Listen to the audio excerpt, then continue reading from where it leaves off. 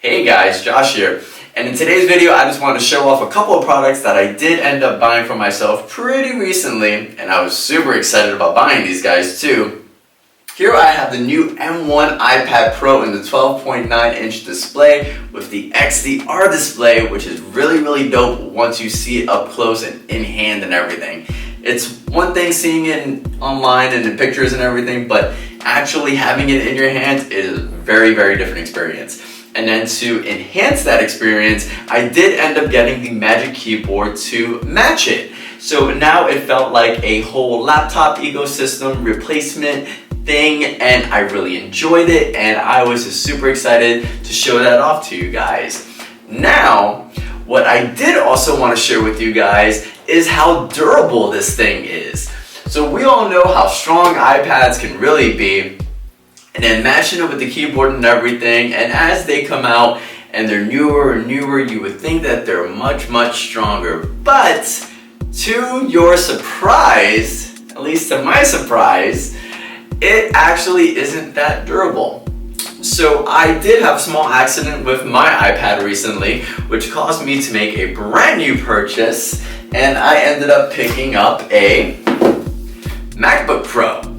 I did stick with the M1 lineup because I wanted to have the newest chipset and I wanted the newest tech, and this is actually the first MacBook Pro that I bought brand new out of the box. I didn't buy it secondhand, I didn't buy it used off eBay or somebody else that was just selling it for dirt cheap, which did save me a lot of money in the past because older generations did save you a lot of money if you're just trying to get that for the first time. But with this, I went out and I got the newest MacBook Pro that I could. I ended up getting the base model because that is all that you really need. And I'm happy with it. I ended up finding it on sale, which is really surprising, having it only on the market for less than a year. But just buying this guy alone, I spent so much less than buying these two guys together. Sure, they're very radically different experiences, and I don't know what the durability is like on this guy. I hope to never ever find out. But in case you're curious how strong this guy is with this guy here, well, I figure I might as well just show you guys, right? Boom.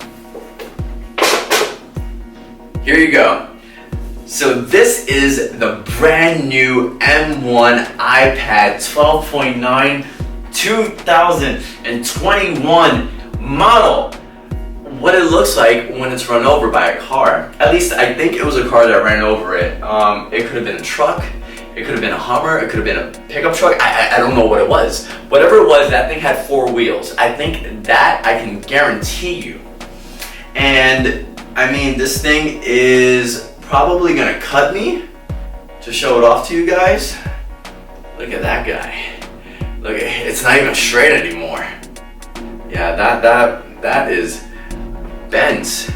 It even like rocks a little bit if you want to put it up against something.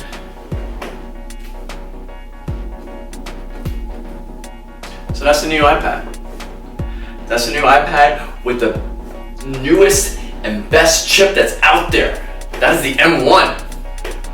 That stands for, I don't even know. I'm just that mad, and angry, and upset at you. Mostly at me, because I ended up leaving it in my camera bag, and I had it sitting on top of my car, and I'm loading my car up with everything that I had, and somehow that one night I loaded it with everything but these guys here, and it fell off, and the car that was behind me ended up just double tapping it and just ran over it twice. I mean, there's even like a little bit of fuzz over here. There's what used to be a bezel. I had my Apple Pencil hooked up to it too. Surprisingly, that thing survived the car crash, accident thing, whatever you want to call it. But I thought maybe there's a way I can save it. That was really optimistic of me. There's absolutely no way I can save it. This thing is done. This thing is gone. The port here is just warped out of, I don't even know another acronym for it. The Apple logo doesn't look similar anymore. I'm gonna cut myself touching this. So I'm going to just put that down and show you guys the little keyboard guy right here. So this used to be it. This used to be a Magic Keyboard. This thing was $350. This guy here is starting at about $1,100, and I even went the extra mile and got the one with the 5G antenna, which is somewhere in that little mess of what you want to call it right now. So this guy is not cheap, and then combining everything here, I spent a good like $1,500 on it all together, and my feelings are hurt. I was really sad. I mean, this thing used to have buttons. You can see that some of them are just not there anymore. This is it from that angle. I don't know if there's any other way you want to see it. There's channels where they take the latest tech and they throw it in a blender to show you its blendability. I'm sure you can blend this. I don't want to blend it. I feel like I would just cry a little bit more. I can see here where it started to maybe cry a little bit and scream.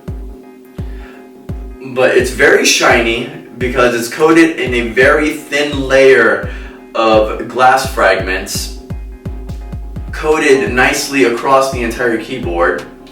My eyebrow's now itchy and I'm a little bit nervous to scratch it because I'll probably cut myself, but that is that there. There used to be an Apple logo right here, but you can see that is now just a joke. But that is the Magic Keyboard, in case you're curious. And this here is the Magic iPad thingy, in case you're curious. I couldn't really do this with the Intel lineup because that chipset would only allow Mac apps to run on this guy. But now with that M1 chip, I could actually run iPad apps. I can run iPhone apps. I can have my little Amazon app on my Mac that I normally run on my iPhone that I stare at almost half the day because I'm constantly window shopping for things that I really don't need. I mean, I don't think I'm the only one with that problem, but here I am admitting to it. That's usually the first step. Am I right? I'm just saying. But I can run that guy on this now simultaneously while running anything else that my Mac can do, mainly Final Cut Pro. And now I can actually run LumaFusion on that because I used to do it on this guy, and now that I can do both of those apps on the exact same piece of hardware, it is beautiful. Let me tell you. Oh, Jesus Christ. I kind of wish I just went with this in the first place, now that I'm thinking about it, and after I'm spending about $1,500 on this little guy over here. I mean, it's still kind of cute, but it's just no good to me anymore. And that's just where I am right now. I am doing my best to hold back my flood of tears. I'm in a better place now. I'm happy. I'm good. Everything is fine.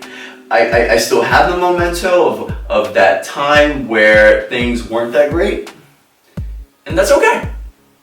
And that's why I want to share it with you guys. If you do get something as fancy as this guy over here, as this son right here, just always keep it in the back seat. Make sure it's inside of your car. If you're just around the house, maybe put a case on it.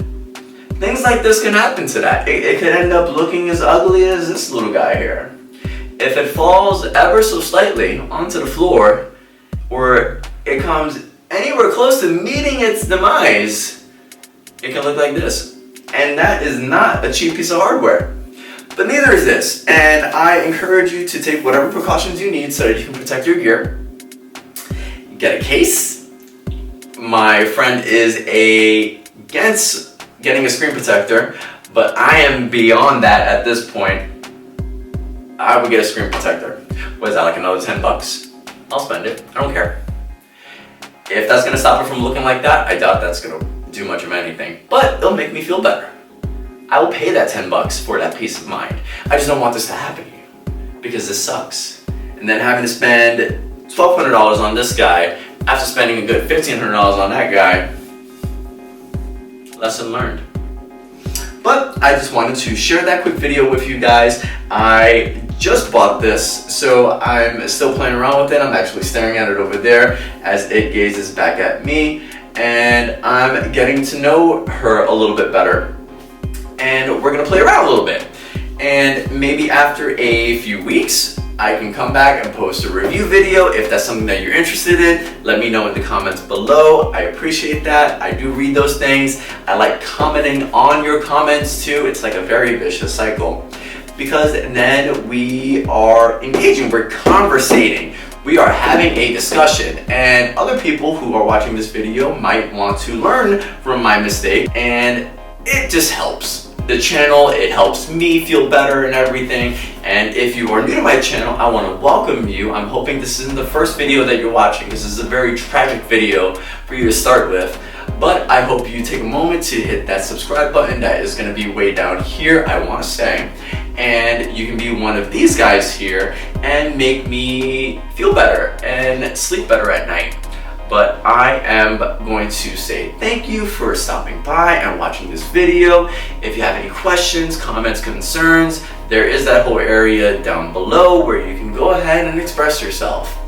But I hope to see you guys in the next video, and I am going to play around with this guy just a little bit more. So, peace.